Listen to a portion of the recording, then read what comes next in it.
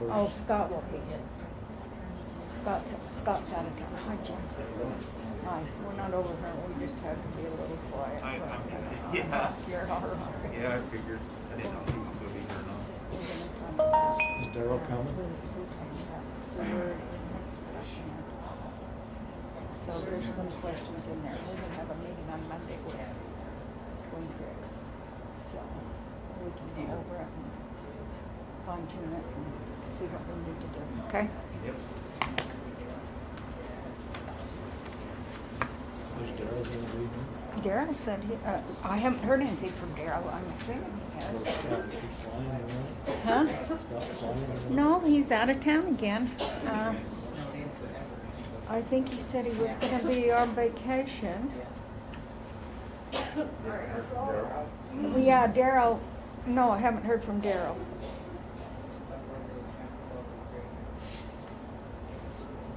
Better turn this off.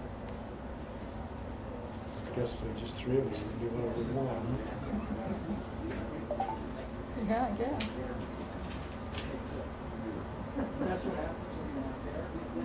We'll turn that off. He did.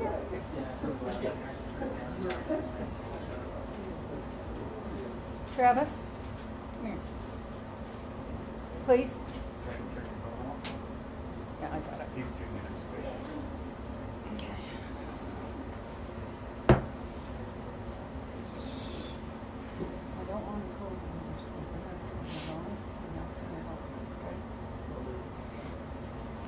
Are the others not coming? No, Daryl's on his way. Daryl won't be here. Daryl will. I mean, Scott won't be here. Go. Sorry. You give the prayer tonight? You do the allegiance?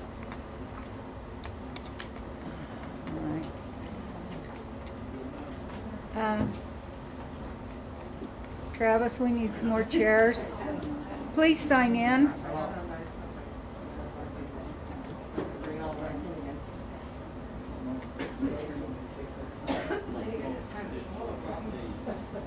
I did that earlier today, but I felt myself to that.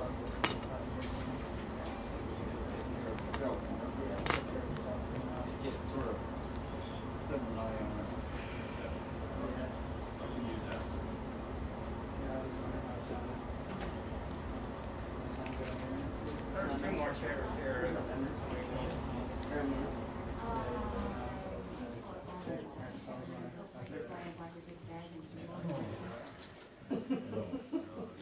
you go.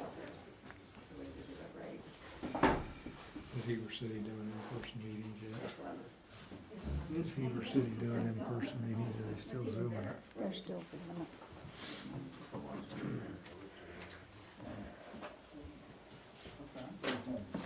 I can't see.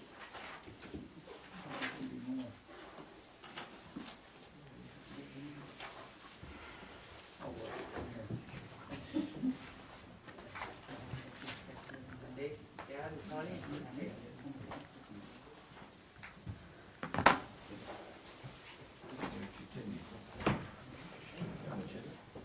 Yep.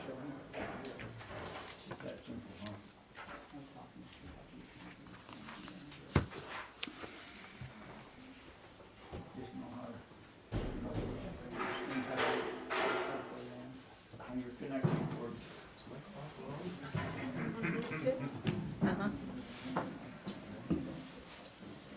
Morning, Daryl. Morning. Hi, Daryl. What's that? Hi. Hi. What's that here? Got a lot of people.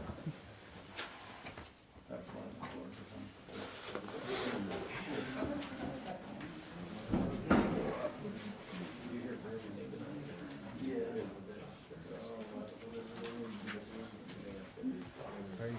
Good. How about you?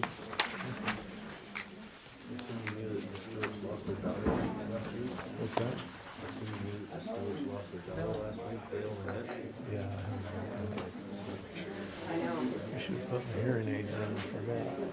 Well, how are you gonna hear when I whisper to you if you don't have your hearing aids? Should've put my hearing aids in. Because you can't read lips. At least you can pull faces and not be caught. Yeah, I saw that somebody developed a mask that's got a clear. clear piece in it so that you can read Yeah. lips. My kid went and bought one where on top it's got electronic lips on it, so it sits there and moves. This is a whole new. one. Okay, Mask. Karen, do you wanna? We are ready. Just so you know, Mr. Kelly out there, one time it starts, he wants to address something. Public comment? Okay. So just, we'll be out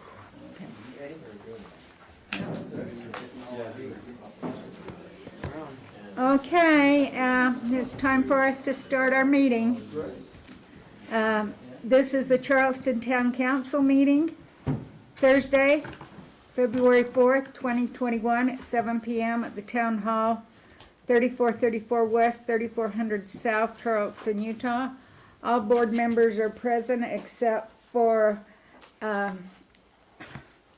Scott, and he has asked to be excused. He's out of town. We also have Brian, Karen, Travis. I think that's all of us. Wes. Yeah, we got Wes here. He's our go-to. Okay. First of all, we'll ask for the Pledge of Allegiance. We'll ask Jim to give that, and then we'll ask for an opening prayer, and Vaughn will give that.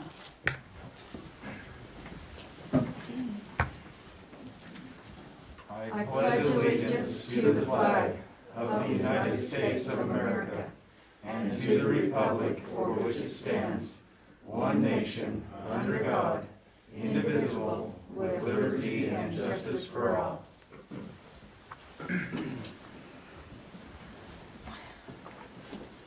Our Father in heaven, as we gather here tonight in our town council meeting, we are grateful for the opportunity that we have to be here. We're grateful for this community and for the people that reside here. We pray that as we meet this evening, that we might be directed and guided to make decisions that are of benefit to the people that reside here in this community. We're grateful for all the blessings that Thou hast given us. And say these things humbly in the name of Jesus Christ. Amen. Amen. Okay, we'll move into the approval of the meetings for June 7th, 2021. I'd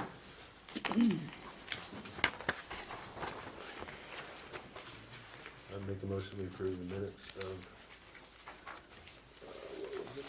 January 7th, 2021. Mm-hmm. I'll second it. Okay. Have a motion on the floor by Darrell, seconded by Vaughn, to accept our meeting minutes. Is there any discussion? All in favor? Aye. Any opposed?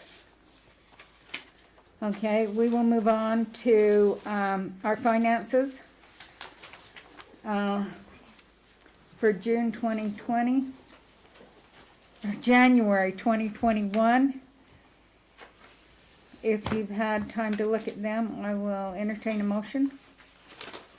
I'll make a motion that we accept the Charleston Town financials for January 2021. I'll second that too.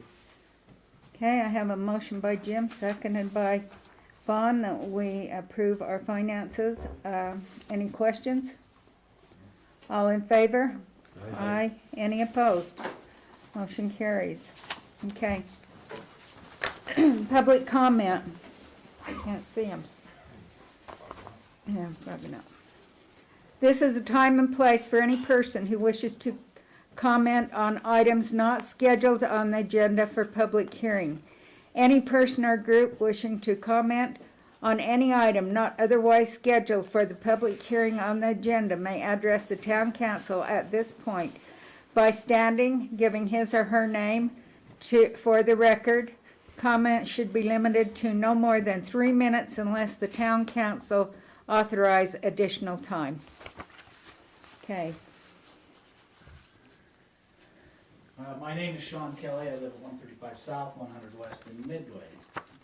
Tonight I'm here as a representative of the school district.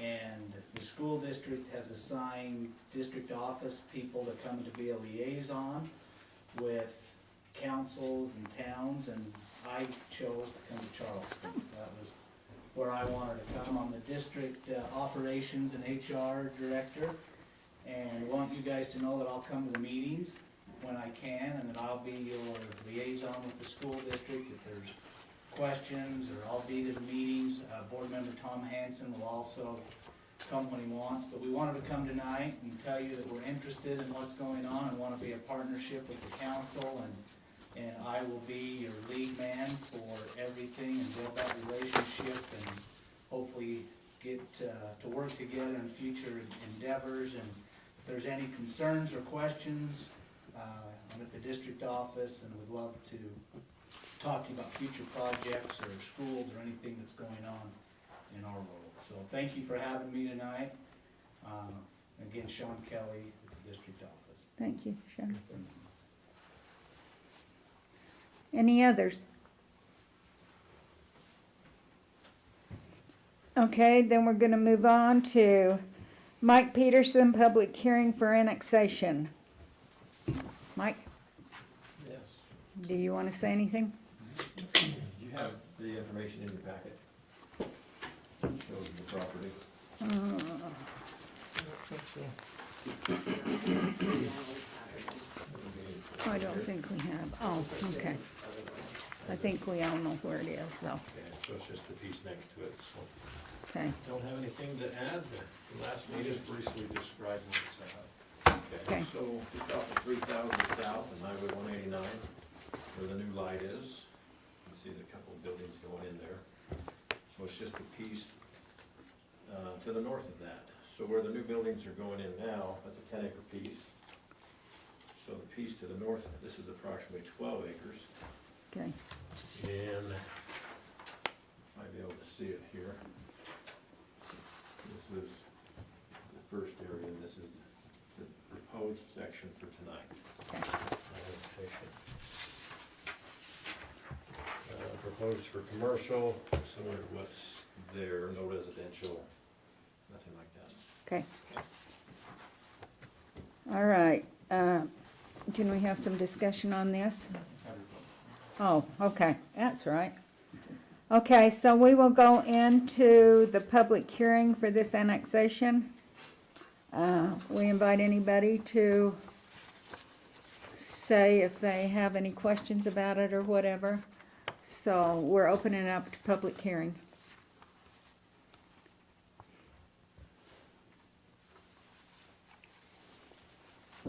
Okay, I have a question about that. okay, I'm Gordon Lund I have a house over here in Midway on Hillside Lane, and I also have some interest in some property over here. But the question is, will the sewer system be addressed in this property later in our meeting? yes, Proposed sewer system, or? yes, we will be talking about the sewer system later. Okay, that's just part of what I heard about. Okay, Sir, what was your name again? Gordon Lund? Gordon Lund. Uh-huh.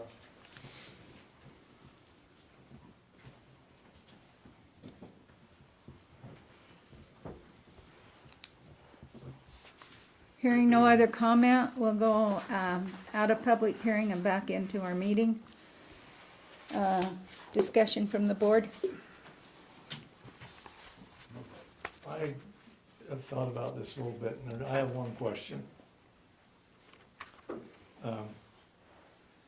We're in the process of trying to work a deal with Heber City and the Water District to provide infrastructure for that commercial area. I'm wondering what the wisdom is in annexing another piece until we have an answer on those things. Anybody else feel that way? No, I agree with Ron. The question that goes through my mind is, if we annex this and it's still subject to the,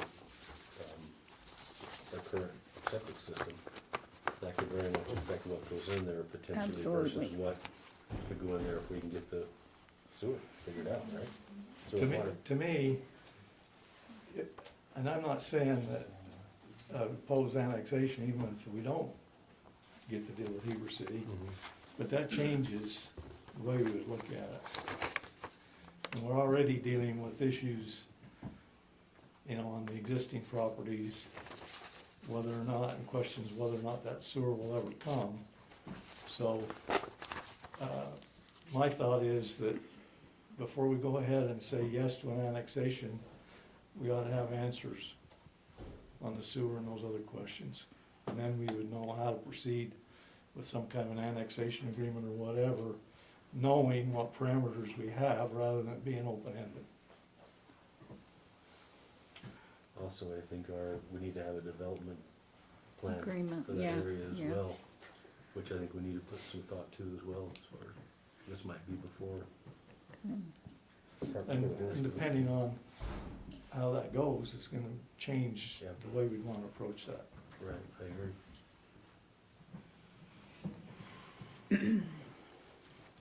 My thought is, and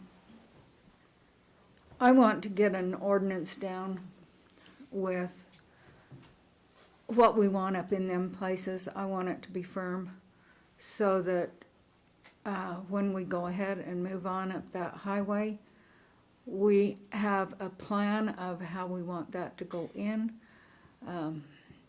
I've asked Brian tonight to go back to the planning board and work on an ordinance for that, for annexation for up along that highway.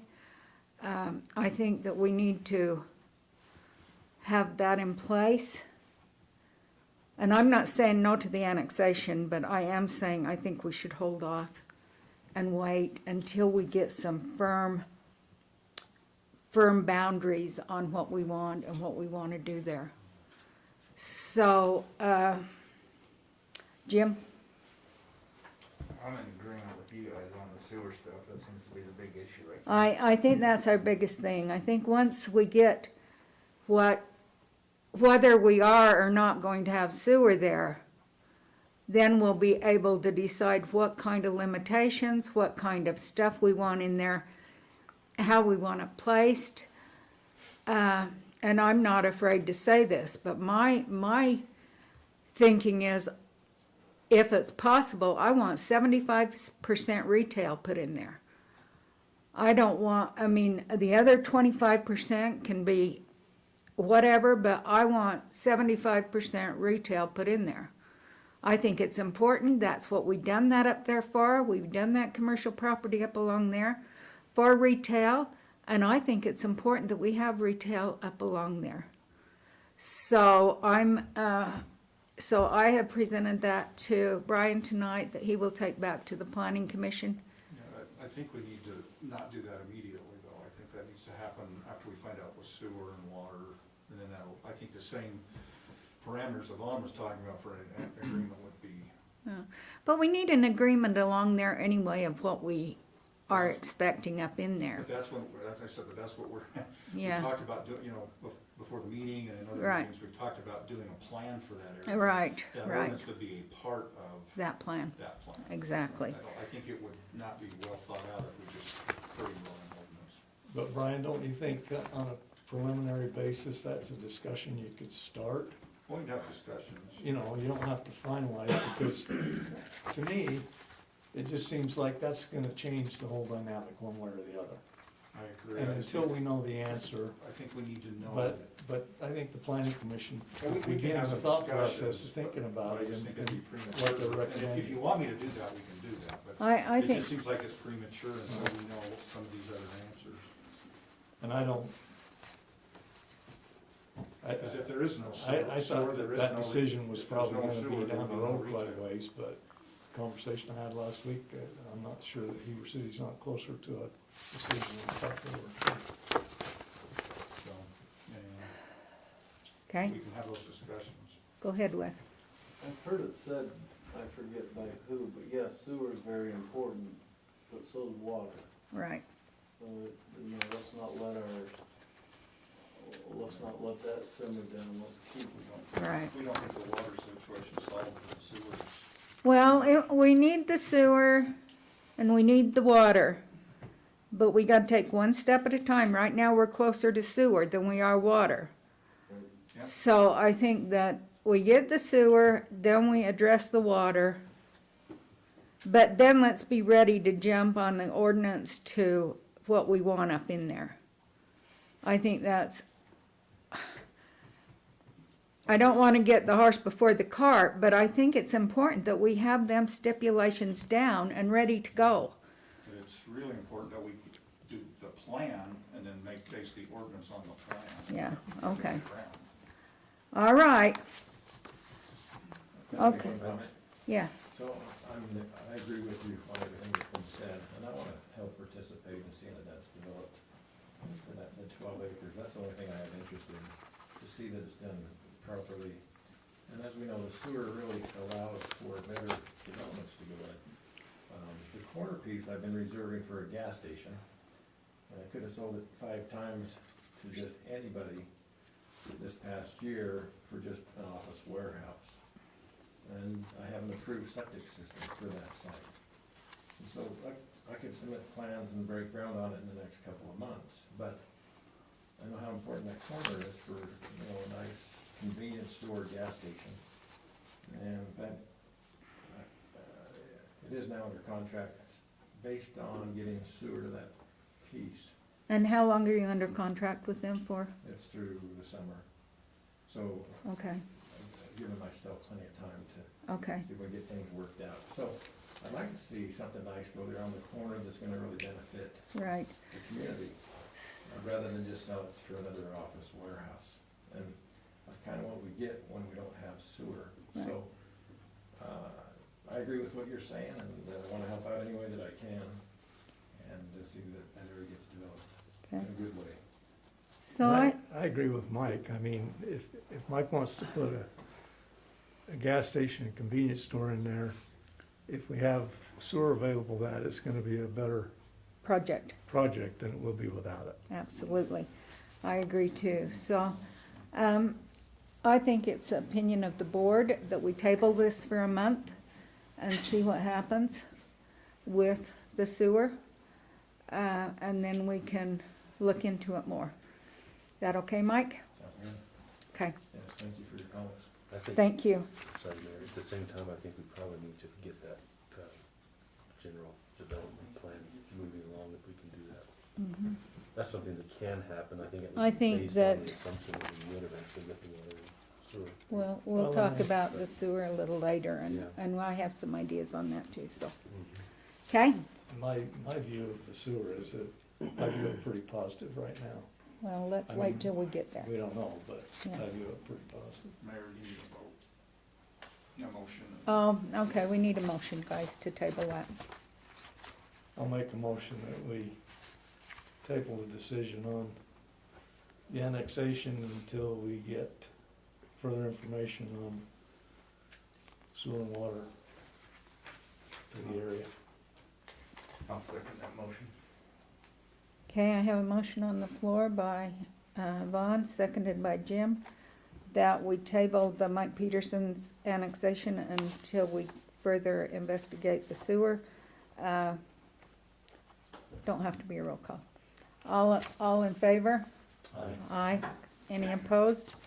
Okay, Mike, we'll table it until we can get something else. All right, thank you. Okay, next on our agenda is Dashlin. All right, whoever. Yes, you may do whatever you want. Thank you. Hello, my name is Dashel Kulander. I'm the CEO of Boutin Group. We're an industrial hemp processor and product manufacturer here in the state. We were in fact the very first licensed industrial hemp processor, and we've been operating out of 1518 Daniel Way right across from Burton Lumber over the last couple of years. We are in a pretty accelerated growth phase right now with our company, and we're looking for larger buildings to support our needs. We are looking at the unit at 2210 3000 South, one of those new ones there. We have an LOI signed with the owner, Brady Jones, to move into the place, pending approval here by your guys' town council. I brought a pretty comprehensive deck that outlines what we do, what kind of products we make. You know, a lot of you probably have heard about the hemp crash in 2019. Sorry, I gotta take a breath. One reason that we were able to survive through that and be successful is our focus on infused products only. We really honed in on one category of the supply chain. And Brittany, if you want to actually put some products here on the table, anybody is welcome to take or try one. They are topicals and tinctures that we make. Now, we do the extraction all the way from plant down to the final formulation in our lab over in Heber City currently. Our growth trends right now, we're about 150% over what we've projected in the state. So we are looking for something rather quickly. We have been on somewhat of a hiring rampage lately, and our company, for the reasons outlined in these decks, has gotten a lot of attention from the state and the powers that be. Like I said, we've been here from the beginning developing those relationships that are so imperative to our business when it comes to internal controls and compliance. I think the best thing to do is to probably just open it up to questions. You guys are welcome to take those packets home with you to read more about the company if you'd like. I have a question for you. Is your business operation, is that wholesale only, retail and wholesale? What's your model that way as far as sales? Sure. So we started off just doing wholesale. When the hemp prices crashed so hard, it became very difficult to do that cost effectively. So we pivoted over to product manufacturing. Now, what has been driving our revenue primarily over the last couple of years has been what we call private label or white labeling, meaning that brands come to us and we make the products for them and they put their labels on them. Now, we are about to launch our own consumer line. At that point, the possibility of doing retail is something that we would love to explore. We do have our e-commerce, so on BouginLife.com. So you can purchase all of our products at BouginLife.com, and then more of our B2B website is BouginGroup.com. That's where all of our research articles and all of our stuff like that is on that website. Yeah. Do you plan on having any type of, as you're moving over to potentially retail to some degree, are you planning on having any type of walk-in presence, showroom presence at That'll all? be or- the front, yeah, the Yeah. front Yeah. room. Yeah. We would like to do that. I'm sorry, I did not introduce, this is our COO, Chief Operating Officer, Brittany. And our scientist, she's our Chief Science Officer, she has a master's in biology. She's the one that really pushes forward all the research for us. We all serve on various cannabis association boards here in the state. I was appointed to the Salt Lake Chamber Board of Governors in August of this year. So, you know, we want to put our best foot forward in a community with an industry that is, you know, rightfully so, people can be very hesitant about. It's very important for us that we make products that are not simply used recreationally. They are used for medicinal purposes, and they are also not products that people would be able to smoke per se, whether that would be through flower or a vaporizer pen.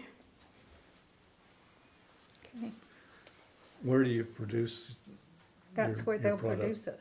So we're currently at Whittison Landing, Whittison. 1518 So you South you End. produce everything We there make and everything, yep. We sell bring- and ship from there as well? Yes, we do fulfillment there, co-packing, all that, and we are running out of room very quickly.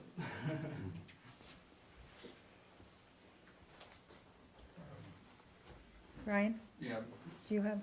Dashiell and I had, he called and we had a long conversation and, you know, basically, you know, in our ordinance, manufacturing is allowed as long as they meet, you know, the state criteria and whatnot. Right. But he felt it Yeah, very strong that he wanted to come and talk to you and make sure that you felt good about it, even though it was allowed through the zoning ordinance that he wanted to present. Anyway, so. yeah, he come in and talked to me. They come in the other day, Monday, and talked to me one day last week. And, or this week, I can't remember. And we talked for quite a while. I told him that, we would like to see a retail some kind of a retail store going there. He was happy with that. I don't know if any of you have tried any of these products. I'm not as familiar with this brand as I am others, but their pain reliever. I've got a girl in the office that just totally believes in the pain reliever. And I put it on today and I'm feeling pretty darn good, guys. So, but I think that it's important, you know, that we have a variety of things in our town and for what we need.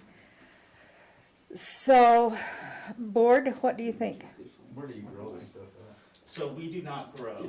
If you're looking at the supply chain, you're gonna have genetic and seed companies that are breeding, and then you're gonna have cultivators, and then we are a processor manufacturer. So we bring in the plant material. So we do not grow, we don't need that type of water, that type of power. Bring in the plant material, we extract it. Our extraction methods are outlined in here as well.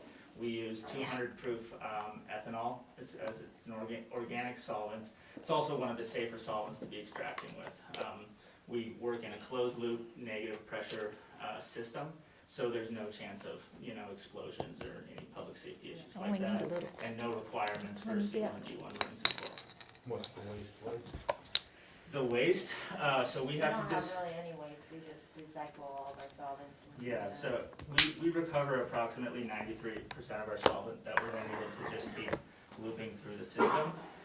The only waste that we do have is the spent biomass afterwards. Now, to dispose of that, we do that per the state regulations, which is mixing it with some form of compost before disposing of it and taking it to the And dump. we take that to the dump, yeah. Mhm. We do only work, we source all of our plant material from local Utah farmers as well, so that's our whole branding, you know, seed to shelf, made in Utah. Mhm. So if we wanted to come and see your setup, we could come see it. Yeah, absolutely. And yeah, I just want to reiterate that, you know, we feel like now's a good time to put our best foot forward and really, you know, engage the community. We're very interested in private-public partnerships of sorts as well. And, you know, a lot's happened since we first got our license, and that was over in Heber.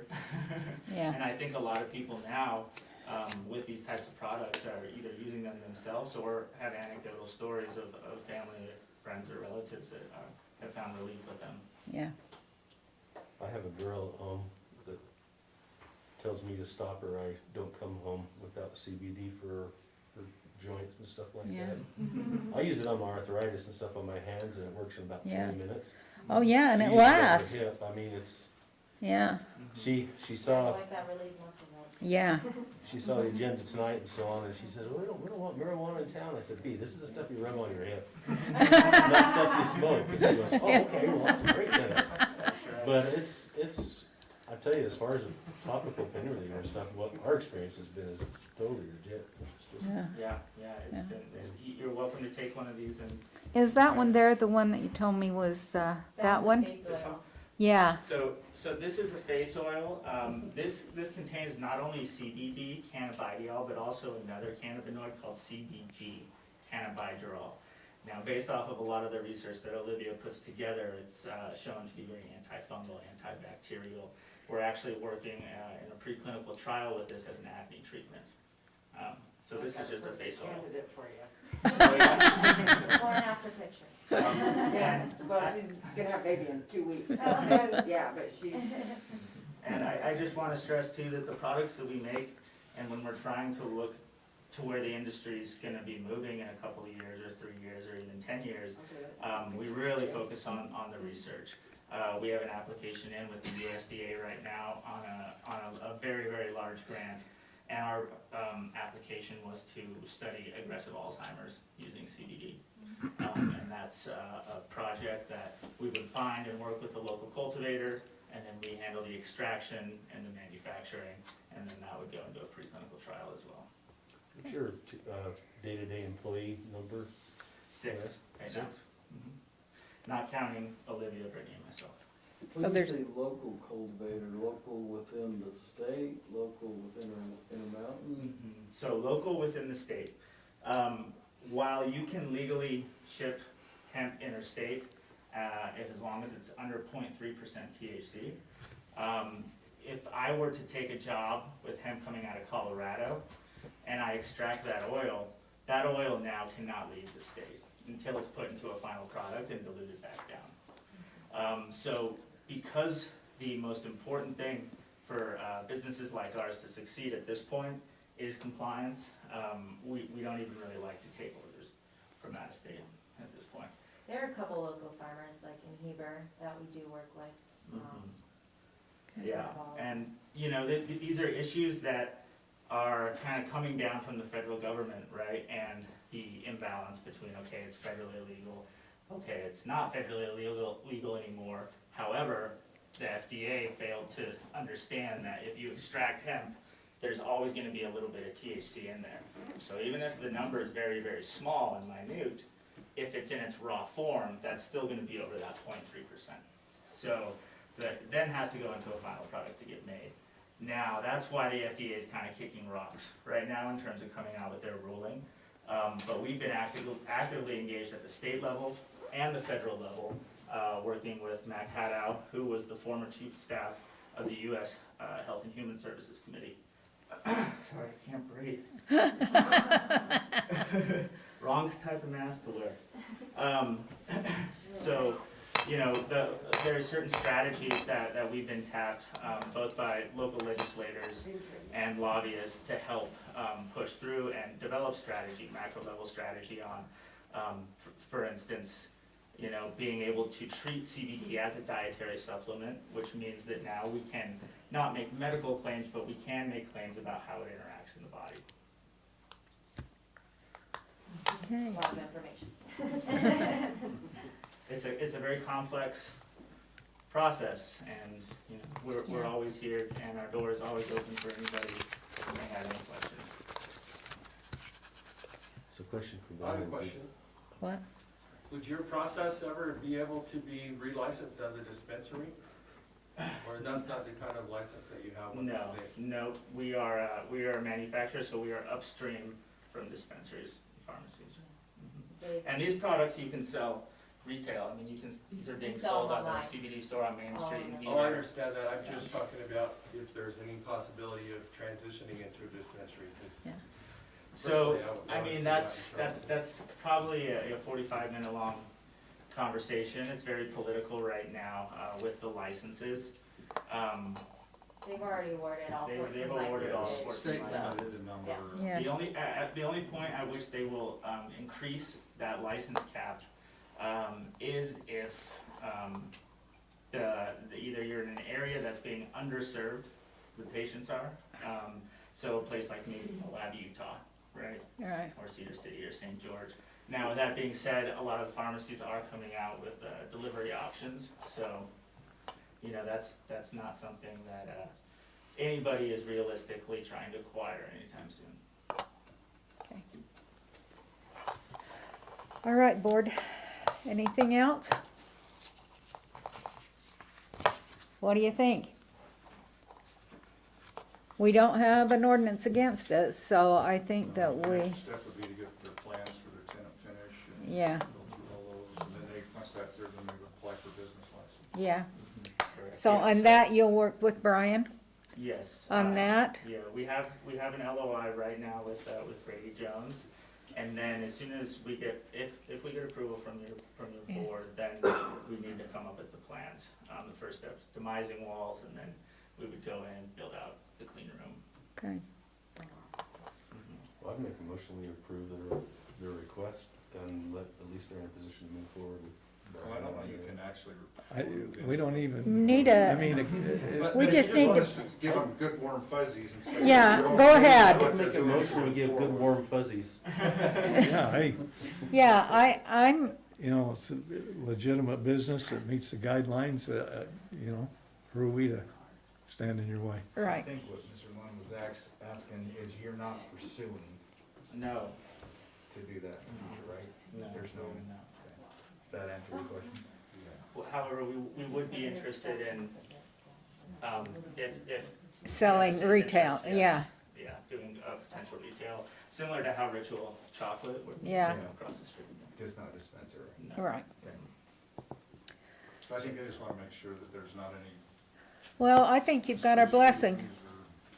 Yeah, I think you've got our blessing, so Well, thank you very much. We look forward to Move ahead working with and- your town and meet with Brian and get things done, and let's get this going.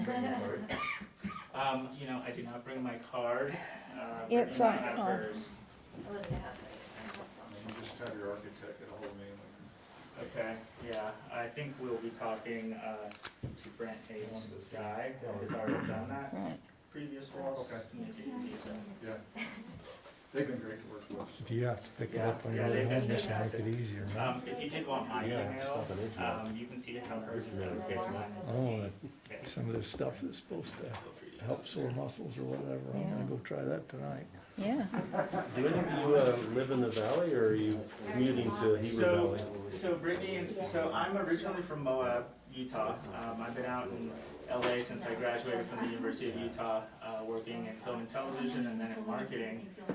Brittany and I met out here. Her family lives here in Heber. So when the laws changed in 2018, we came out to jump in and start doing the manufacturing out here. And then Brittany and I recently bought a house in Midway. So we're really looking forward to making this area our home for at least the next 5 years, which is the term of the lease. So. Okay. Yeah, thank you. Once we're in there, we're in. Yeah, Equipment. good. Well, thank you for coming. I really appreciate that. I think that it's good for everybody to know what it is and what, and not just say it's a amp distributor going in there. You know, I think it's nice to know what we've got here, and so I want to thank you guys for taking the time to come tonight. Okay, now we'll move into the fun stuff.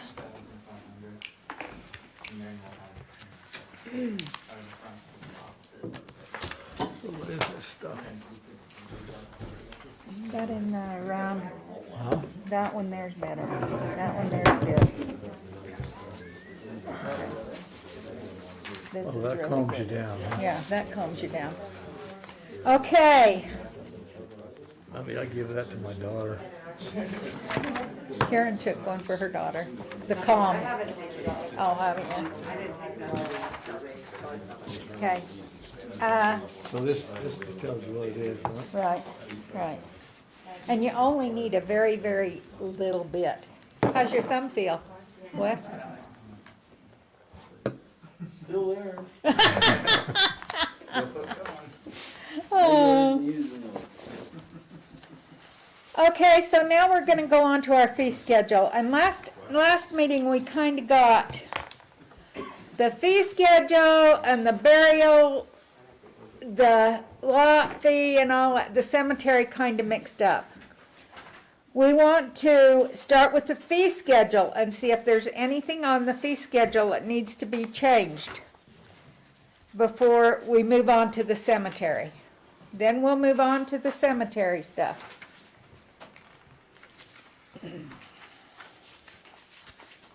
So on this fee schedule, board, is there anything that you think that needs to be changed other than the cemetery stuff?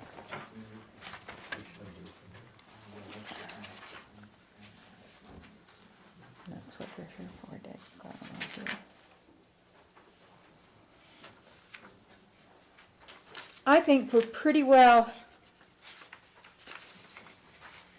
Everything I'm seeing is. I don't think that the fee schedule needs to change much.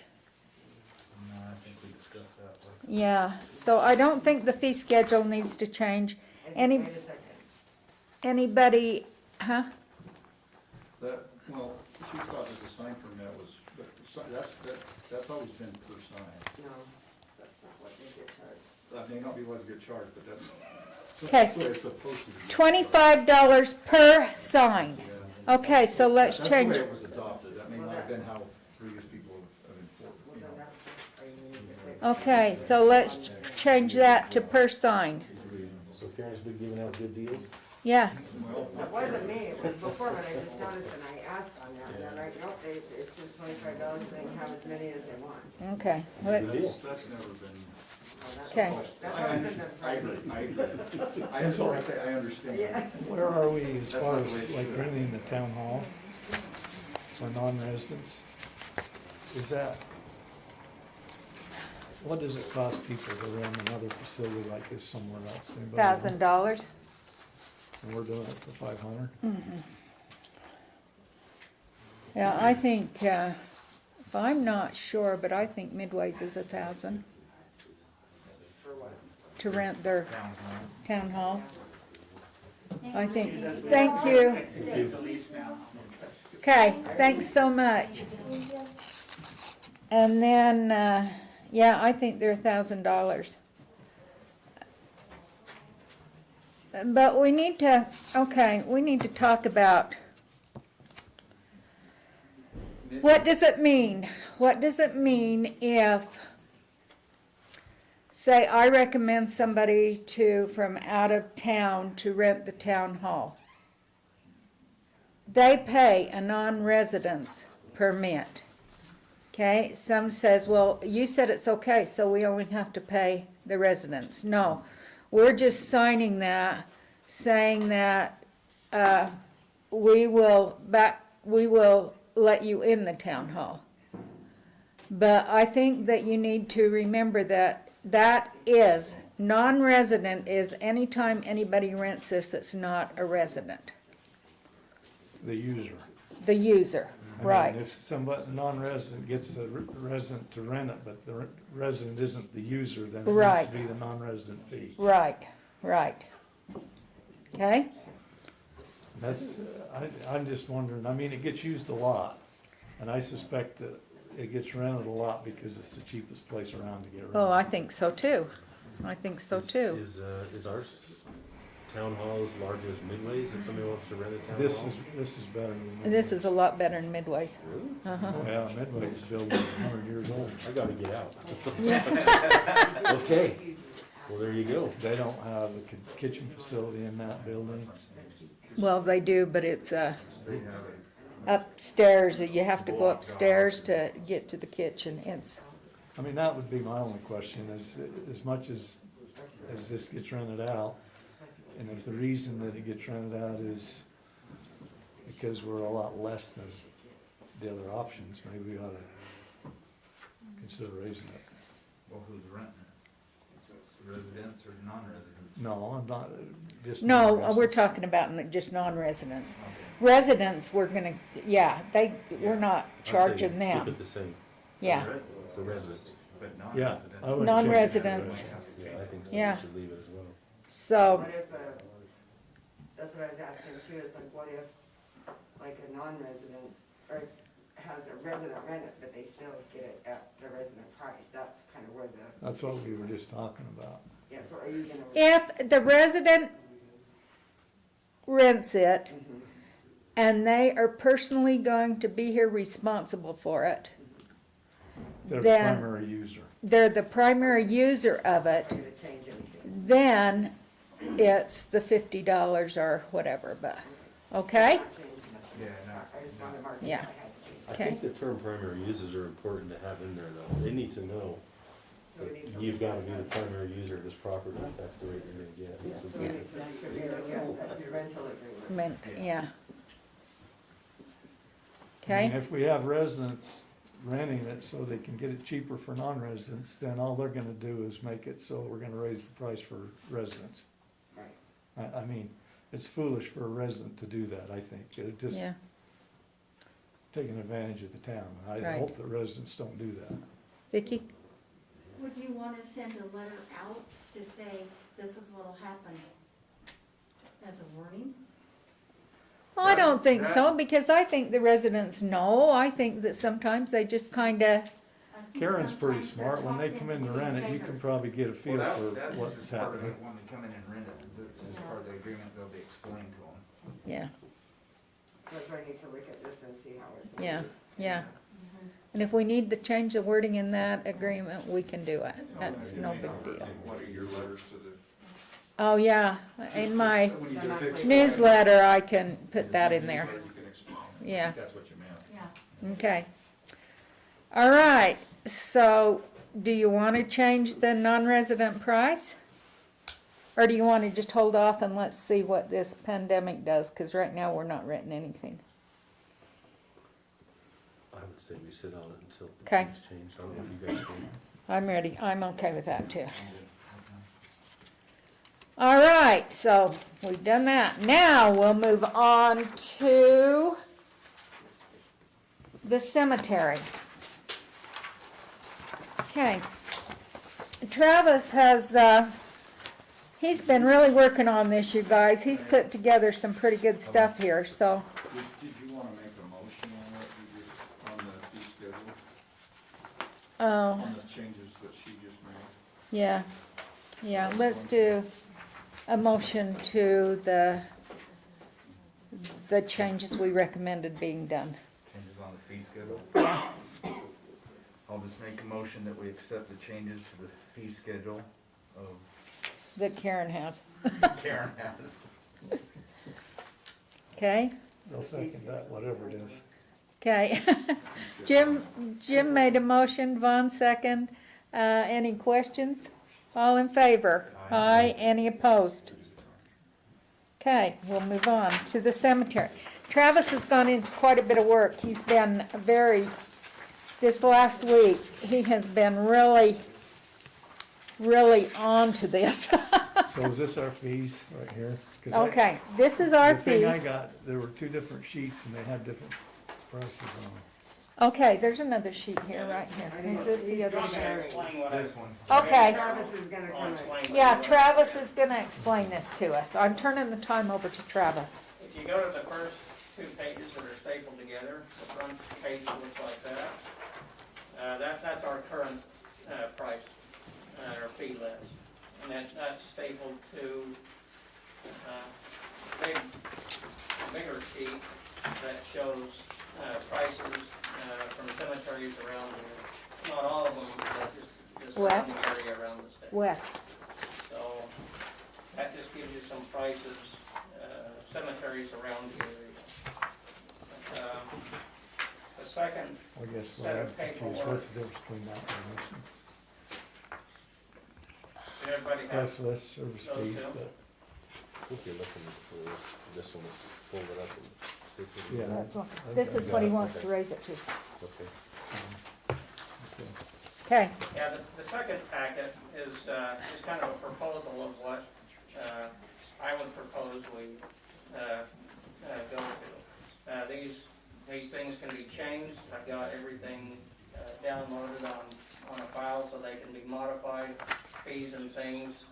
Nothing is set in stone, so all of the this information in these can be Yeah. modified. So any suggestions, please make suggestions, and we can modify this to whatever we need for the town.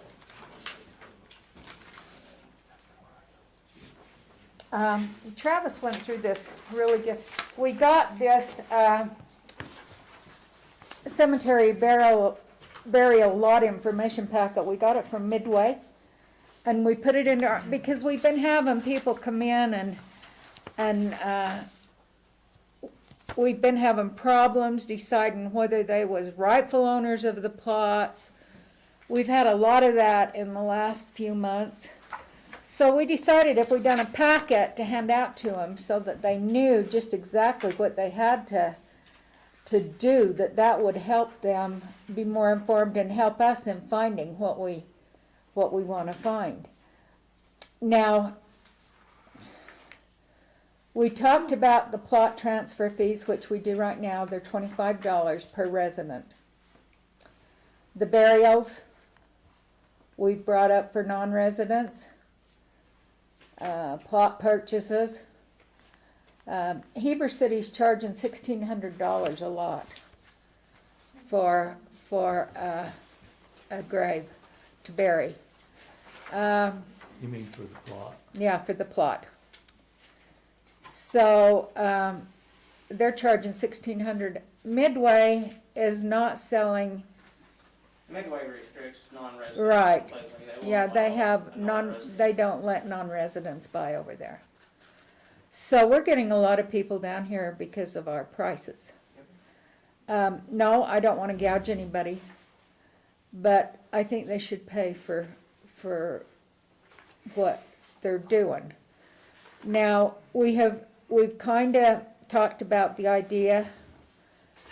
We've had a guy called us the other day and he wanted to resell his lots. He had 9 lots, and he wanted to resell his lots to somebody else.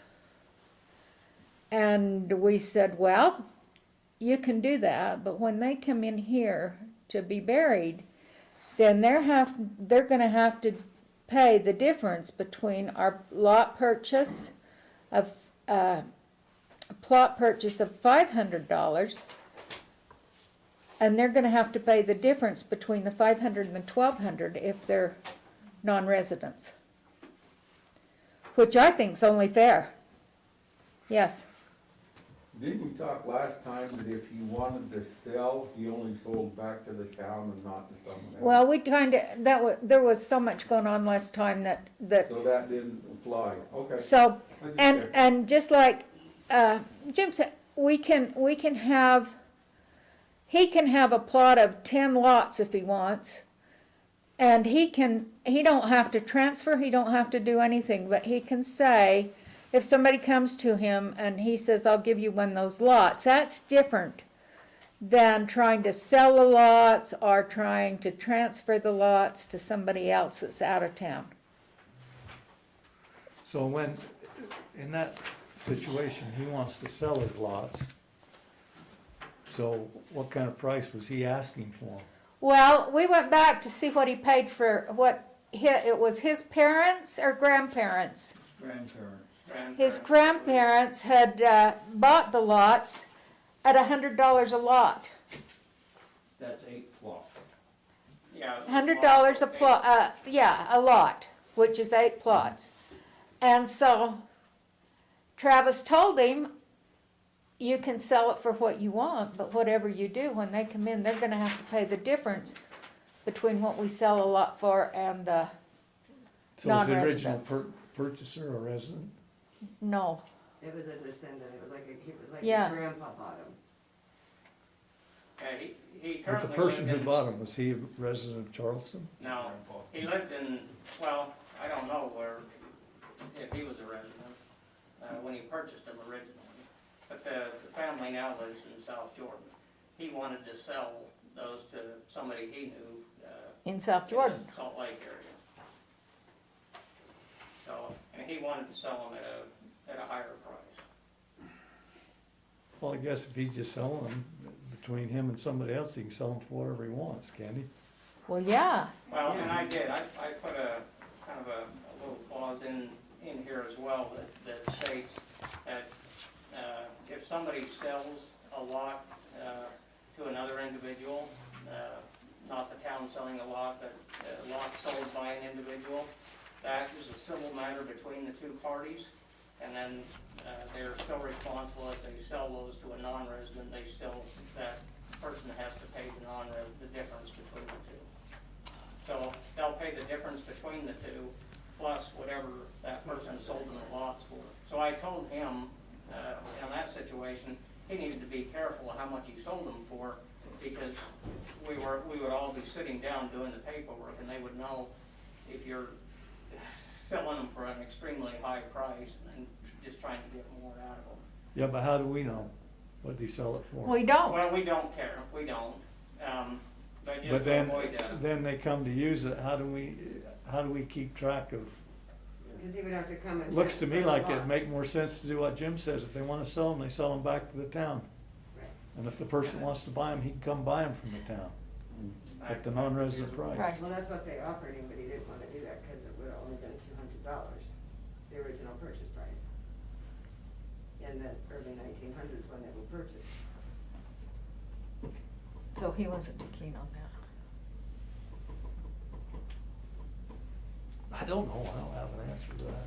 Really, one question I have is, Travis, I'm sure you're in the best spot to answer this, but do you have any idea how many plots away from that being filled to the point of us having to now construct an We additional talked about that the other day. area? I haven't counted, but just looking at our maps, pretty much all 3 of the sections, the upper, middle, and lower, there's plots available, spotted here and there, but the majority are on the west end of each of those, and I would have to count them to know how many reason I'm asking is I look at this and I think to myself, okay, how are we going to be prepared financially when it comes Right. time to make that improvement, to be able to do it without having to scratch our heads and wonder where the money's gonna come from? I think that needs to be part of the consideration of what Right. we're doing here. Yeah, And see, I think, you know, you look at Heber Cemetery and the crew that they have, they're probably more in a position to be in selling lots to non-residents. If, I mean, we have less of a budget for the cemetery than Midway does, and probably no more area to expand in than Midway does, so.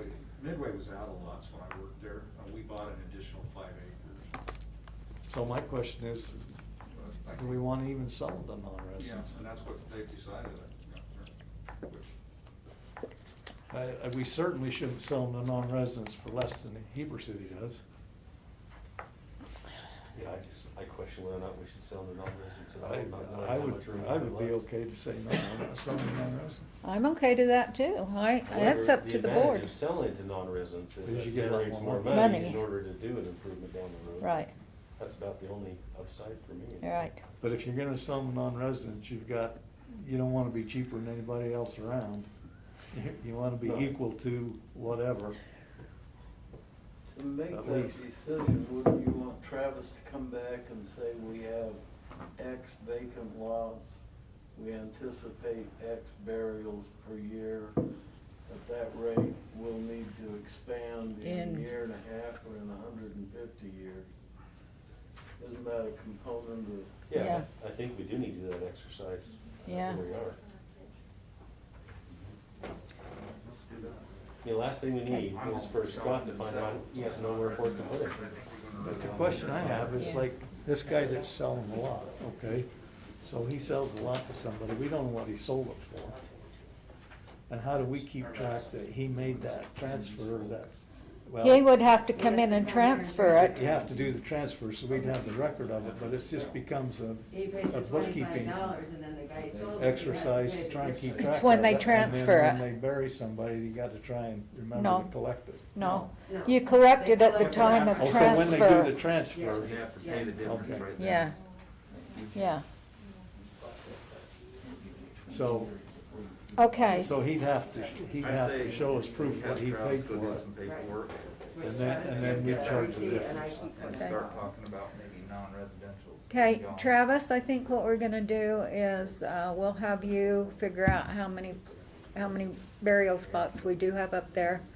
And let's, Estimation. estimation of burials per year and how long before we're gonna have to do that. Let's bring it back to the board next month and talk about, maybe not do a non-resident anymore, or whatever the board decides they wanna do. Okay? Do we wanna raise the non-resident fee to? I think we should raise the tonight to, you know, just in the meantime, until we figure out what we wanna do? Yeah, I you think gotta we do it should. by resolution, if you're gonna. Okay. By any time you change a dollar amount, it has to be. Right. But you could assign a resolution number tonight. We could decide, okay. Do you wanna do What that? was- What was the number for Heber City again? Which I think it was, What's Heber Travis? what was, For burial or? for non-resident?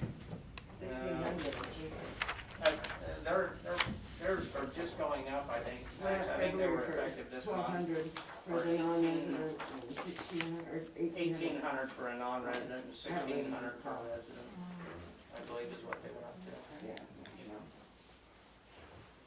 Hey, so do you wanna go up to 1,800, guys? I don't know. For non-resident. We'll do we can assign a resolution number tonight and go ahead. Oh, yeah. Okay, You should do 2,000.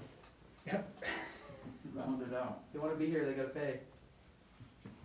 I'm in agreement. 2,000? Why not? And whatever Heber charges to Okay burn, with that? we ought to match that too. You can't bury anybody at East Lawn for under 4,500 now. Okay, Let's make a number. That's just the plot, that's nothing. And we Okay. can still study it whatever time we take, Yeah. if we wanna take it out, we take it out, but. yeah, yeah. Okay, so does somebody, what resolution number would it be, Karen, do you know? I probably think 2021-03, I think. Are you gonna raise the prices of the opening and closing of the cemetery as well? Yes. Okay, we did raise the opening and closing of the plot, of the burials, because, and I want to tell you why, that Travis, he sat down with the last 2 or 3 burials we've had and figured the time it took to do that, and he was anywhere between $400 and $700. One that I put numbers to was, the cost for the town was about roughly $575. And we was charging $400, $420. Burial fee for that is $360, so we were, Yeah. the town actually went into the negative a couple hundred, so. Okay, so we would raise that to 600, non-resident 1,200. Then we raised the Saturday and the holidays to 800 and 1,200. How come we done only 1,200 on the non-resident? I thought we done 1,300 on that. 600 and 1200. Cheaper on the weekend. I don't, We think that's so. my last, did I type it in wrong? Yeah, Yeah, you should have done that. so I think it was 1,300, right? On a holiday or weekend? On a holiday, that's what I'm just questioning right now.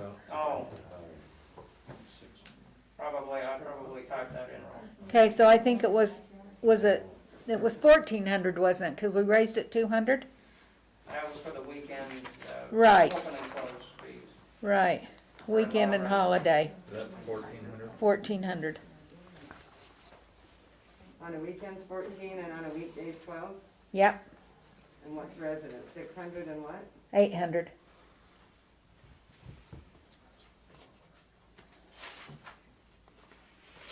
And what's the plot purchase in Heber? 1,800. So we're changing that, I'd make that 1,800 then. yeah. No, we made ours 2,000, Yeah. Oh. remember? We went to 2,000. You wanna go to 2,000? For anybody that's very busy, for 250 Yep, for non-resident, And we're leaving the residents the same? yes. We're not, Oh, I Yeah, get it. we're not. Just wanna make sure I'm writing this right now. I mean, Just if- kind of point where the So we're raising the cost for residents. for the Because it opening and costs, closing, I yeah, mean, we need to cover our cost. yeah. But as far as the plot purchase, we're keeping it. Well, I think we raised it 100, didn't we? Yeah, you did. We raised it 100, it was For 4, plot purchase? yeah. Wasn't it 400? 425. No, they're 420. I think. And we raised it to 500. Okay, 2,000 for non-resident. so it's 2021 Oh, 03, I believe 03. 03. Should be. Okay, so if somebody wants to make a motion, Generally, it's probably good just, just for the record, to state that the reasons for the difference between the resident and non-residents, the residents pay taxes yeah, and help Yeah. operate the cemetery, and that's generally why you have okay. 2 different fees. Let's go ahead and make a motion to accept a resolution to change these prices. The resolution would be 2021-03. Yeah. I'll make a motion to accept resolution 2021-03 on cemetery fees to the discussion that we've had. Okay, Second that motion. okay, there's a motion on the floor to accept the cemetery fees as stated, seconded by Jim. We'll have a roll call vote. Daryl, Aye. Vaughn, Aye. Jim, Aye. and I. Okay, And I'd say to Travis, thanks for the work you've done. yeah. And thank you, Dave, for fixing our backhoe the day it broke down in the middle of digging. Oh, you're welcome. So is this effective immediately or tomorrow? Why, do you want to buy one? Just wondering if I have any time. When do you want it to be in effect? Immediately, Okay. Immediately tomorrow at noon. immediately tomorrow. But we're not here tomorrow, so we're not here till Monday, so. Snooze you lose, I guess. Okay, let's move on to,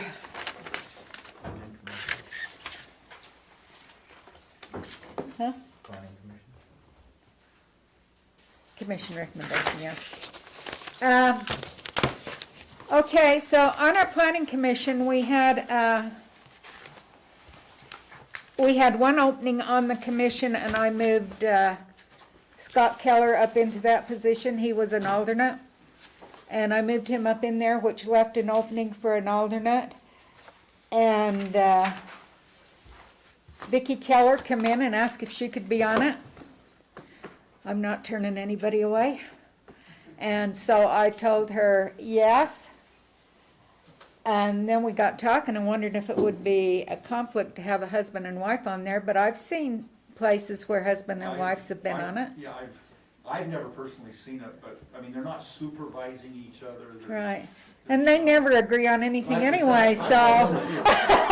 For 30 years and in a lot of different capacities, and they speak their own minds. He's just already been trained. Yeah. That's all it is. He's just been trained. So anyway, that would be my recommendation for the new seat as an alternate would be Vicki Keller. I am asking. For what it's worth, Midway had a mayor wife and a councilman husband. Yeah, that's right.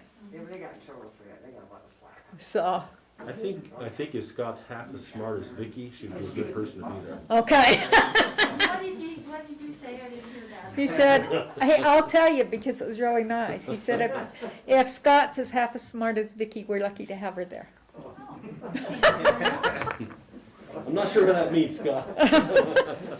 So, I would ask for your approval to put her on the council, on the board. Aye. You'll have to make, do we have to have a motion? We have to have a motion for that. I'll make a motion that Vicki Keller be a alternate on the planning commission. Okay.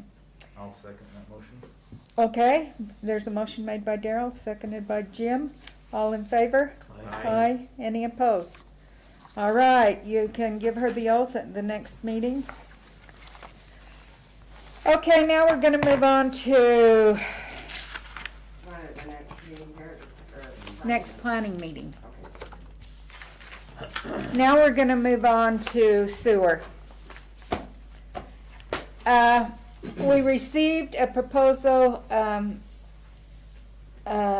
term sheet proposal sharing of the sewer facilities from Heber City. Wes and I went over them this morning, pretty good. Wes is going over them some more. I want to let you know that we do have a meeting with Twin Creeks and Matt on Monday out at the Jordanelle Special Service District office, that we will get together. We will refine these and address our concerns, and we will hopefully get a little bit closer. Wes, do you have anything else to say? No, I think it's a positive. The document is kind of a three-party document. It's Twin Creeks, Charleston. Well, it's Heber with a contract with Twin Creeks and Charleston in the same document. Yeah, it's a good place to start. Yeah, it needs There's some improvement. There's some confusing stuff. Yeah, there is some confusing Well, stuff in there. Having Twin Creek in our document pulls in a whole bunch of other engineers and a whole bunch of attorneys. Right. Yeah, I look at this as just as a term sheet rather than a contract. Well, this says a term sheet, but, You know, it's just kind of talking points is the way I looked at it, and if that's the case, then when you actually, do the contract, you don't want anything, Right. yeah, So I They think tried it's- to lump everything together, which made it a little confusing, but Right. if you kind of take that out, it's a Right. good place to start. So- I could see, I'd like to sit down and meet, not be prepared, but I think we'll do a lot of listening and support Twin Yeah. Creek.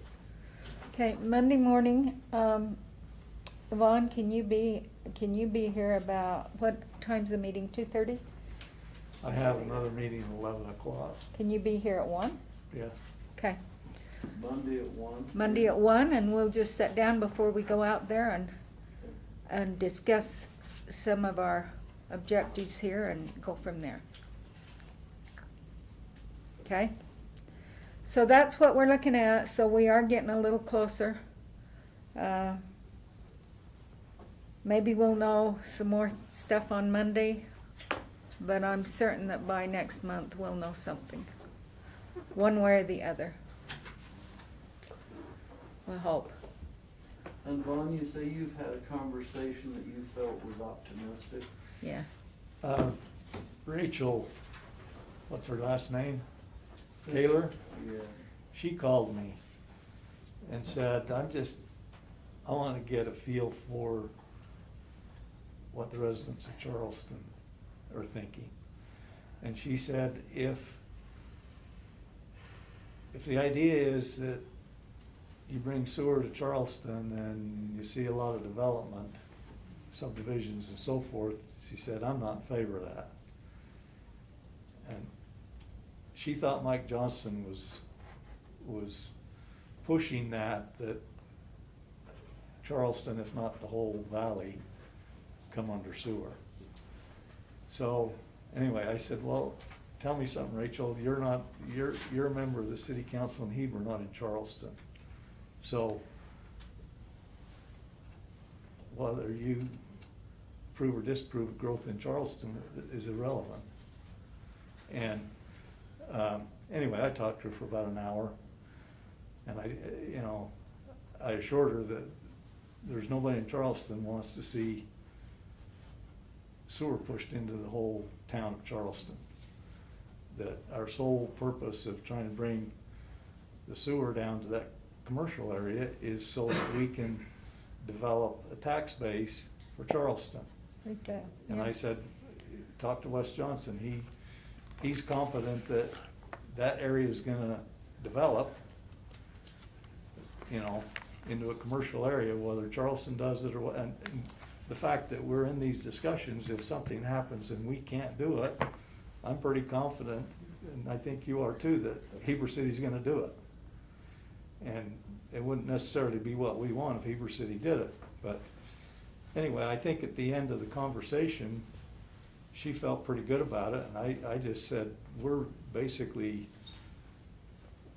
almost on our knees begging Heber to just please allow us the opportunity to hook into your sewer system so that we can develop some kind of a tax base for our community so that we can survive financially.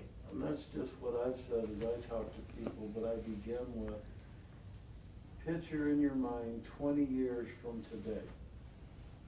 Is that piece of ground developed or still farm ground? Yeah. I don't think in my mind, it's absolutely developed, and so why not make it commercial that we can get a revenue and a benefit from?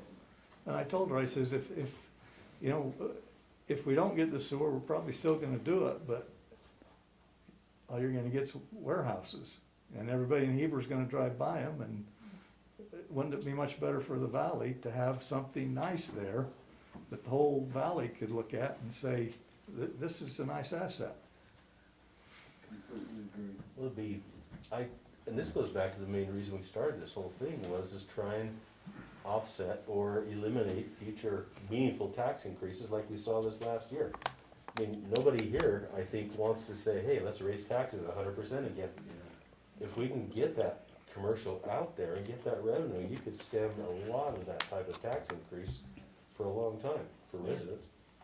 I think that's, I don't know if I'm speaking out of turn, but I feel No, like we're you're still not. all on board on the only reason we're bringing sewer down the highway is for the commercial development. No, I think you're right on.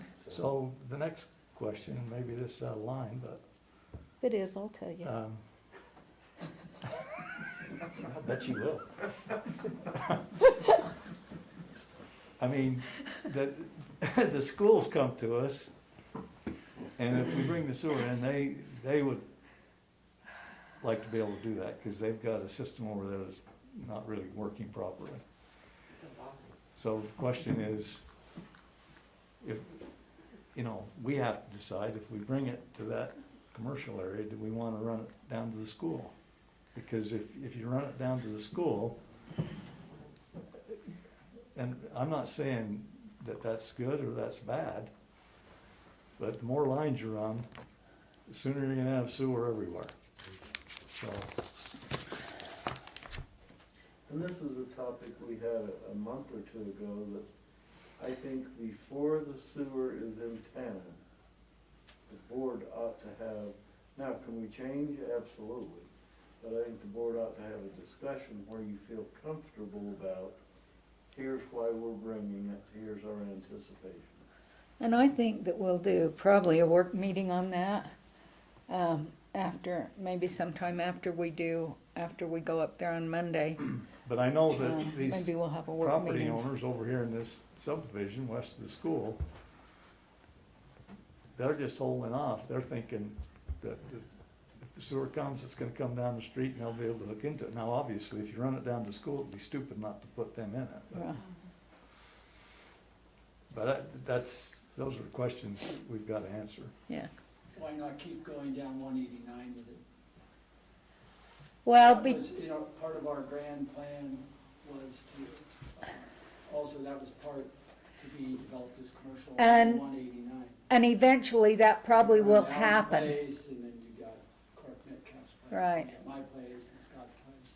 We've And got- that was- eventually that we might had be- potential Going on the Probst Lane, we don't Yeah, want to do that. Yeah. Eventually that might be what happened, but right now we don't, because we're not paying for any of that sewer line. Our So- position as the board is the developers are gonna pay for it. And as a town, we're not interested in putting out any money to pay to bring sewer line Yeah. beyond what the developers are. And there's a fixed number of.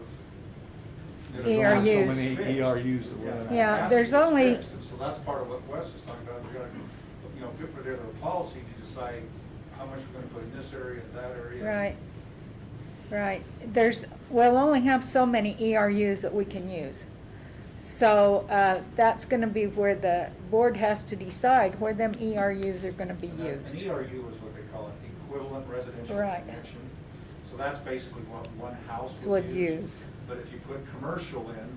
They might use- Walmart might be 30 ERUs. 30, yeah, or 40 ERUs, but, What did the school figure that they need? They're looking at about 50 would more than cover For the the school. school and any expansion. We thought about 30 would cover up for today, but let's plan for the future.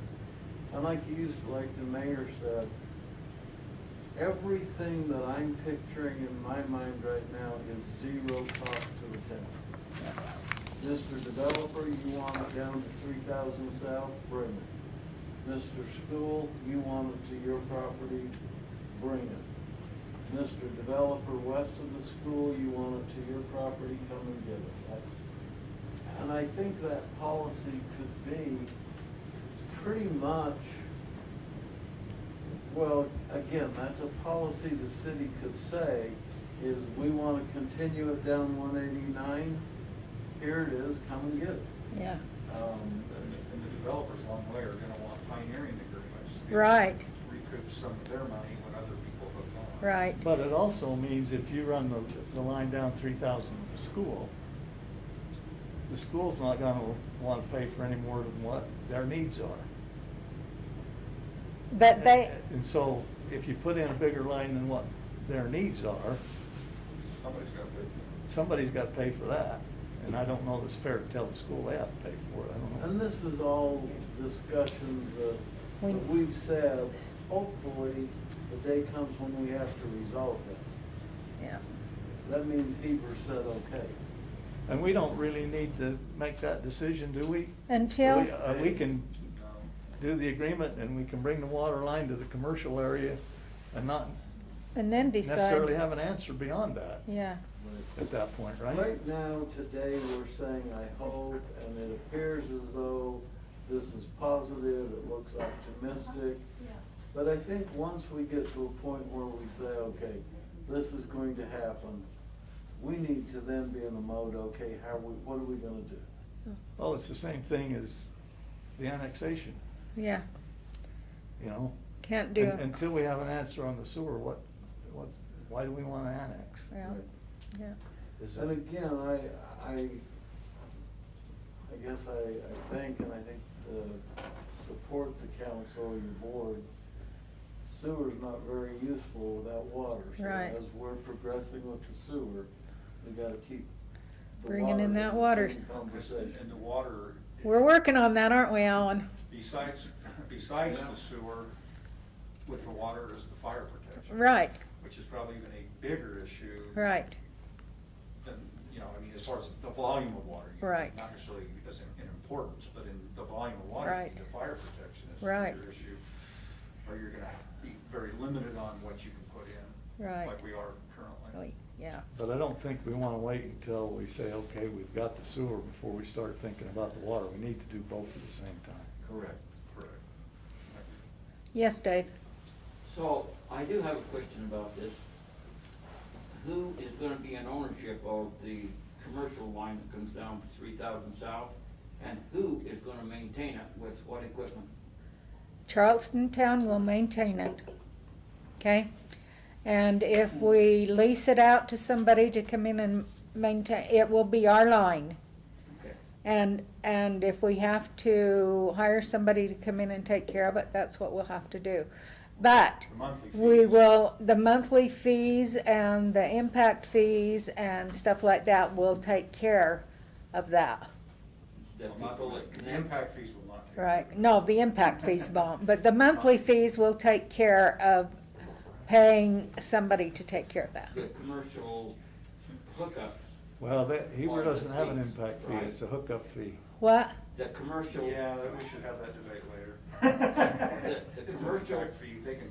connection have a fee for being connected to it, right? Right, Okay, and those fees are gonna offset the maintenance and upkeep of the line from 3,000 south up 89 and connecting in.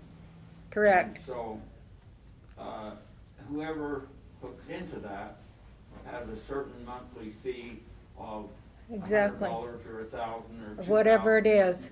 Whatever it takes for them to, for you as a town, to be able to, pay somebody to maintain and upkeep and Yes, for the line itself. yes, So us as residents are not going to be no.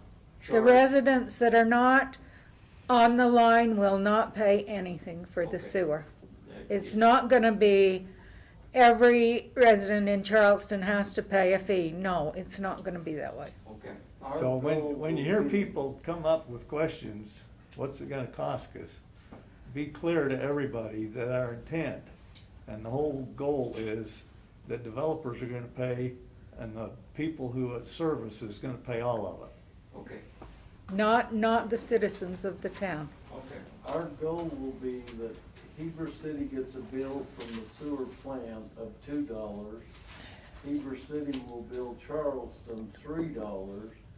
We will turn around and bill each connection $4, such that we're able to pay the Heber City bill and have a dollar, and then we've gotta make sure we pay our people that send the, I would say in establishing our fee, we will cover every cost Charleston has, such that it doesn't cost the Plus a existing sinking residents. fee. a dime. Yeah. Plus a sinking Fee. fee to. To replace. Place and maintain maintain in it, 30 yeah. years. And then in 30 years, there should be enough in that coffer to pay to have it replaced or whatever it needs to be done. Okay? And hopefully have lower taxes potentially versus what we would have had. Right, If the development's successful. right. Yeah. Okay, anything else? I would actually like to add to that a little bit. The town doesn't have a backtrack. I mean, has there been any type of rate study into what the cost of maintaining this will be? I mean, you're gonna have to hire somebody to camera the line to make sure that that line's been installed properly. We have Is there gonna be- engineers that does that. Is there gonna be a pump station? We don't know yet what's gonna happen there. We're just beginning. As soon as Heber City gives us the okay, then we'll work on the engineering of it. Okay, 'cause no sense there's a spending pump the money to station. look at all that when we don't even know that we can do it. Yeah, if there's a pump station, the power cost of that pump station. Right. The cost of the pumps. And that's gonna, One of the Concrete things, rings. one of the things we're looking I at don't know who that is. is a low pressure E1 system, where each home provides the pump, the pressure, or each commercial unit, such that there isn't a gravity, there isn't a back truck. Then once a year, a twin D type, company comes out and flushes that pressure line out once a year. Something we're looking at but don't have an answer to. Okay. I think if you're working with, Twin Creeks, this would be a good time to maybe utilize some of their engineers, if possible, if we're gonna be working as a team Well, we got- on this line. Just cause this is kind of the ballgame that they're in right, and familiar with. Agreed. thank you, thank you. Okay, anything else? If not, we'll move on to our Open Meeting Act training. Brian, You got 2 minutes, Brian. Any of you are not sleepy, will be when I'm done. and you guys don't have to You don't stay have for to this if is you don't required wanna. Every year. Scott, you may wanna stay, cause you missed it in your meeting the other night. Thank you. Yeah, you suffered through it once already. Take some of that cream, You've had it. that, yeah, Thank you. you're welcome. See how things work. I want one of them roll-ons. Not much Grab changed since you were. Not much, it's been 20 years, Brian. Pretty close. Grab me one of them roll-ons. It was pretty well, it was 2000. Bojo, huh? She's gonna let me have. Okay. Lacey to take before and after Okay, pictures. okay. When I was on it, well, when you. This deodorant or what? No, that's a roll-on like this, only it's oil. Very entitled, Yeah, well received. Known each other for so long, it's hard. I think it's gonna be good for our community. No, I wanted that for Jamie. I'm sorry, Take that one there. he's got a roll-on. You got one, okay. That's the same thing. How you doing? Go ahead. You can have it. That stuff's expensive. Yeah. Yeah, I saw the price and that's why I Do you want grabbed this it. roll-on? I've got one of these. These little bottles I buy at Edgemont Pharmacy, $75. Yeah, these are $70. I thought there was something that was 120. Them or more. Yeah. Okay. You guys took all my product? Here you go. I got one, you got one. These guys took two. No, I only took one. You can't? Brenda's got about It 15 don't, of does them in it show there. up in your, even She got one of topical? everything they had. They told me topical don't. I know. I was told that topical does not. Diane's got one. I just heard, Diane's heard all the time. Give me one then. You want me to test it? Test it. He's gonna test I'll that. test, I'll give it back. Yeah, he's gonna test Just it. don't lick it. No. He's gonna test it and see if it has the ability to show up in your blood, in your, Oh, Yeah. that'll be funny when you test positive. That's why I said we don't touch that stuff. See if it Yeah. makes you get a It's DUI. it's 0.3%. Point 0 to 3 is what they bring Yeah. in, but what they mix out of it is different. That's even lower. so it's even lower. They claim that, but. I was told that when I bought that for Tracy in Colorado, if you take it like this, if you take it in the drop, that it will show up in your bloodstream. If you put it on you topical, it won't. If you take it like that, what are you gonna do? You drink it. What's this supposed to do? I don't do any of it, so we're good. That's supposed to be a calm down. You put that in your, under your tongue. You I put saw you it- grabbing all the samples. Willie Buck says that doesn't calm Diane down. On your face. Here, Annie, put this under your tongue. I quick. told her I need to give this to my daughter. Yeah, I could've used it a Karen couple took weeks some ago. and took it for, she took some for Lacey because Lacey's so stressed over having this baby. So they asked her doctor, and her doctor. Okay, Brian. Okay, you ready? Yes. This? Okay, the reason we are doing this is because the state law requires anybody that is an elected official, an appointed official, such as the planning commission, board of adjustment, when we used to have a board of adjustment, advisory boards, like I sit on, I am the chair of the Salt Lake County Equestrian Park Advisory Board to the Salt Lake County Council. We have to do it every year. Anytime you're advising, anything to spend the money and whatnot. And so, and it's basically the same thing that you've heard in the past. But bottom line is, the reason we have open meetings is we're required to do the public's business in front of the public. So what does that mean?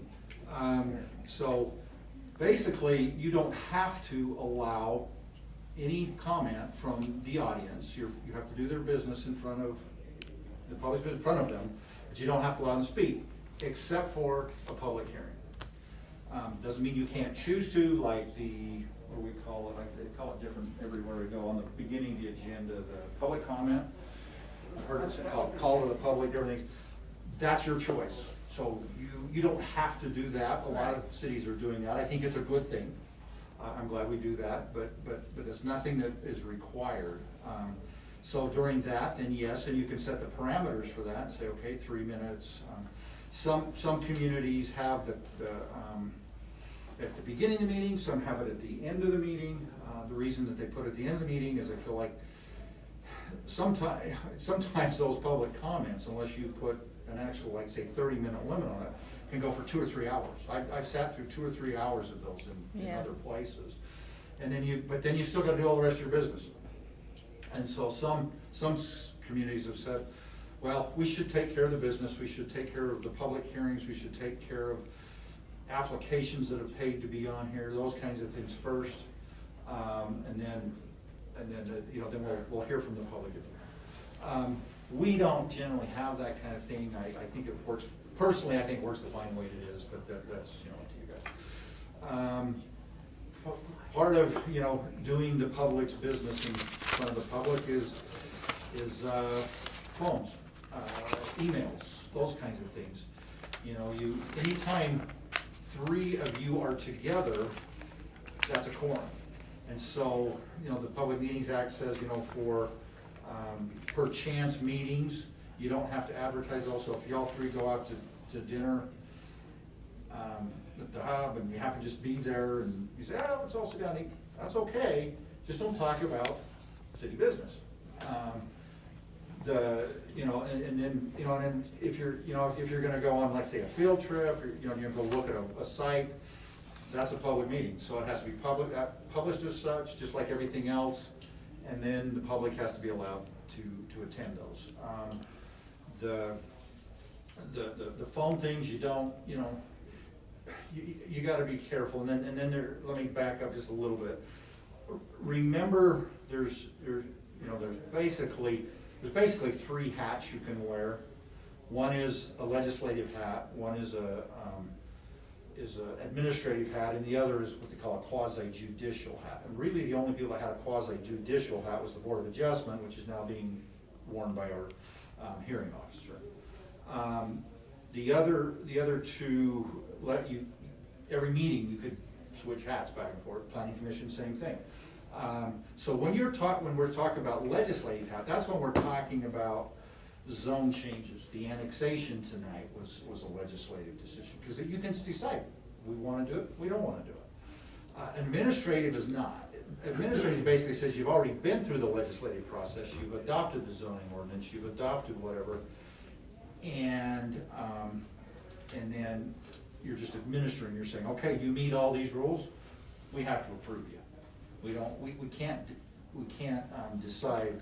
Deny anybody. Yeah, we can't say, well, even though it's allowed, we really don't want you. The thing with the CDBG guy tonight, that was his choice to come in. He wanted to get a feel for what, and I think he played it, very well. I think they were hoping for some kind of a motion that says, yes, you're approved, but that was way premature. We don't know what the building's gonna look like, or the inside of the building, all those things. So, but anyway, on on a legislative matter, you should discuss it amongst yourselves, you know, you should discuss it with the public. Because, like I say, that's a zone change position, that's even the policy that you may adopt for the sewer would be a legislative thing, and so if somebody wanted to talk to you outside of the meeting, that's okay. But when you're in an administrative, if a developer says to you, hey, come over to my project, I wanna show you this, generally you should just probably say, no, let's not do that. I mean, that's what staff's for, Wes and I can do that.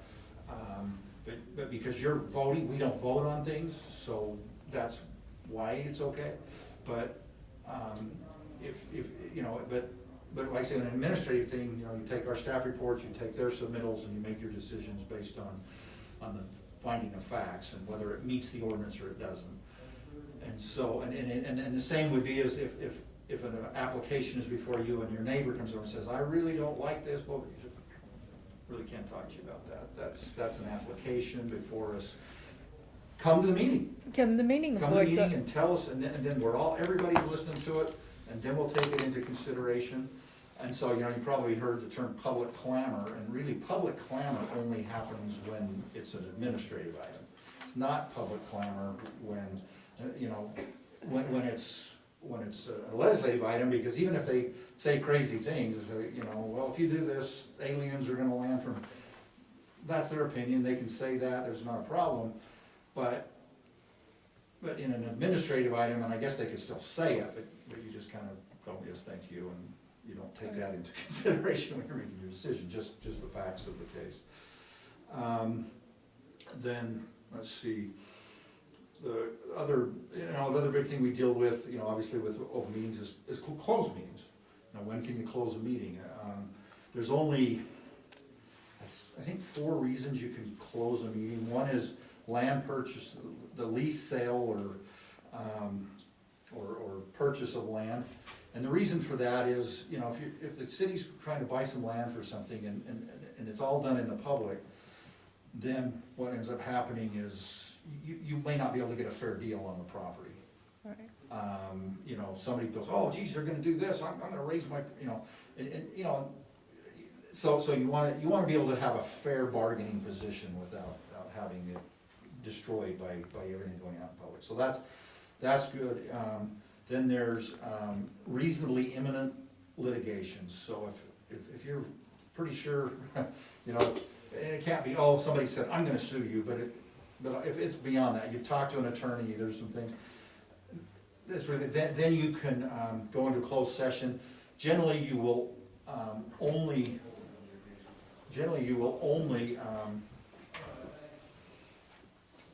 go into for litigation if your attorney or your attorney for your insurance company or somebody is there.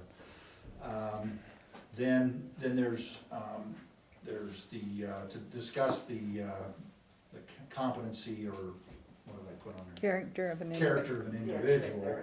And that's, if, you know, and that could be anything, that could be you know, Brian's really screwing up here, we need to you can either talk about me without me there, you can talk about me with me here, or if you've got you know, you guys have a great board, you know, I mean, but there, you know, I gave the planning commission the example of a previous mayor down in South Jordan who, every time the vote didn't go his way, he would, on social media, just beat him up. And so then they would have a closed meeting to beat him up. and whether it was right or wrong, it was still legal. You know? Yeah. And it probably wasn't something that they should do in an open meeting, you know. Yeah. But so there's various reasons that, it's really in my mind, that, you know, character, competency, all that, it always makes it sound like it's a really bad thing. And it's not always that way. But it's not always that way. You know, you know, in a case of, say, my boss, the city manager, he has his annual review with the city council. They do it in a closed meeting. Yeah. You know. Yeah. And so, anyway, you know, those would be, the other one is bargaining with a union or something. And generally, I think Salt Lake City's the only one that can really utilize that one, because they're the only city that's big enough that they can legally do collective bargaining. then, you know, and we talked with the planning commission, there's probably, the only reason planning commission would ever go into a closed meeting would be if we were being sued. Yeah. There really is no other reason for a planning commission in that case to go, you know. Anyway, I think that's most of it. Okay. That's my, any questions, or did I get anything wrong? I was a little surprised when you were saying that, if you want, your neighbor come up and wanted to talk to you about a certain, issue in the community. Well, it's not an issue, it would be, If, Yeah. like I said, you know, keep in mind, if it's, say it's the annexation, it's the new general plan, it's, you know, it's an ordinance or something, perfectly fine. Where you wanna be careful is talking to them about an application. Oh, right, okay, specific application. Specific application, and that's when you're wearing that administrative hat. Yeah. So, okay, I'm glad you asked that Yeah, question. that clarified. Yeah, because like I said, Mhm. you know, all of the things that are laws and all that stuff that affect everybody, yeah, absolutely. You know, that's part of your job is to talk to people. Right, that's what I was. Yeah. Brian, you can still generalize, I was with the planning commissioner that thought he had to be zero, zip it. You can still say it's a 27 unit, it's this, Yeah. it's residential, it's. Yeah, if they ask you generally about it, you can give them a description, but to get into a big About a particular discussion application, this of is why they think it's a something. bad idea and this and that. Yeah, good point, Wes, yeah, you know, if they say, oh, well, what's that all about? Well, yeah, it's a 27 unit, 1 acre lots, it's whatever. So, yeah, good point.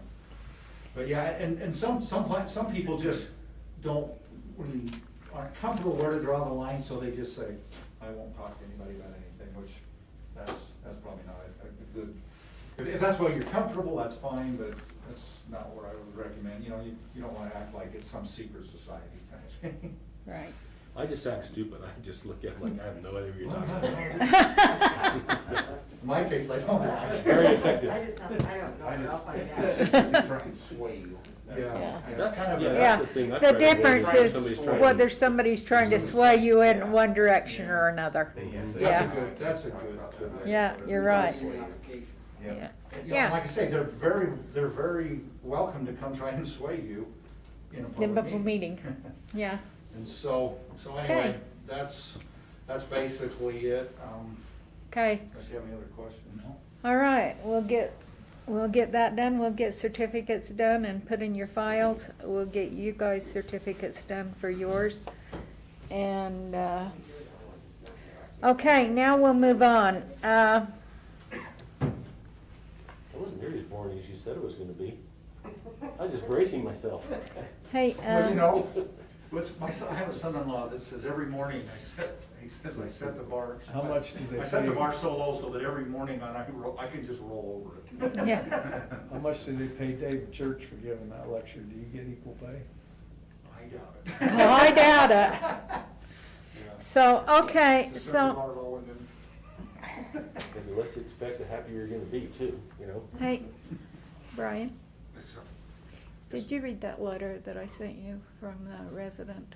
Yes, Is that something we should go into closed session about? if you want to discuss the particulars of that, yes. Okay. All right, we're gonna go into, I would like to have a motion to go into closed session. I'll make a motion to go into closed session. I'll second it. To state the purpose. Oh, to discuss the character of an individual. So we're gonna go into closed session now, Sean. So I probably ought to get out of here. You guys have fun with that one. Uh-huh. Wes, it's more fun if you stay so you hear what we have to say about you. Wes, you can stay if you want to. Okay. Who made the second? Huh? Jimmy. Yes, we need to have the camera out of here. At least turned off. Yeah. And there will be no decision made. There's nothing on the agenda to make any kind of a decision. No. Yeah. Just a quick bathroom break for a second? Sure. Yeah, cause I gotta turn Give this it off the for a thumbs minute up when anyway. good. She said to start a new one, but I don't know how to do that.